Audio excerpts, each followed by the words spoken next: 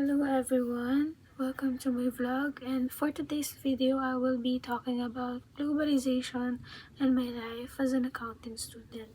So first, ang pag-uusapan natin ay yung positive effects of globalization.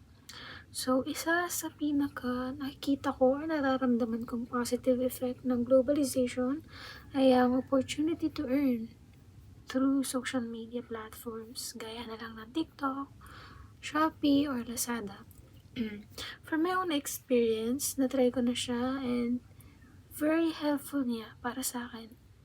Dahil nadagdagan niya yung mga student allowance ko, yung mga expenses sa projects, pang transportation, and minsan natitreat ko pa yung sarili ko sa labas. And another thing is yung access sa different sources ng mga lessons.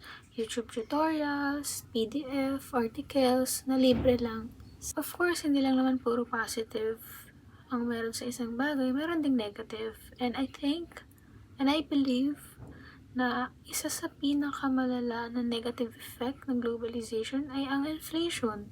Dahil kahit na kumikita tayo through different works and jobs, andun yung inflation na sumasabay na kinakain yung mga kita or ipon natin.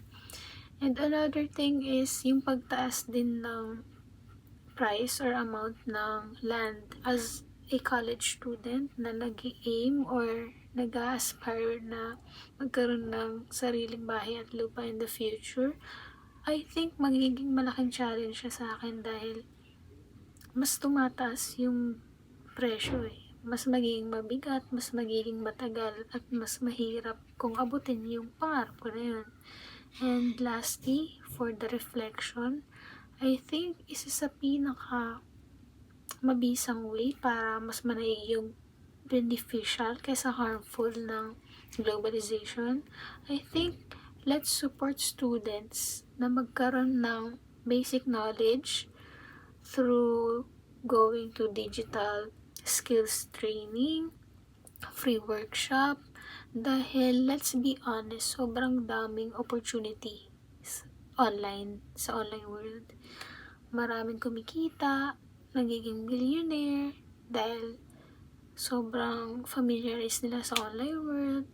And alam naman natin na hindi lahat ng kabataan or students ay mulat sa paggamit ng iba't ibang social media. Dahil I think as globalization goes by, hindi lang dapat ito para sa mayayaman, kundi para sa ating lahat, and lalong-lalo na para sa ating mga estudyante.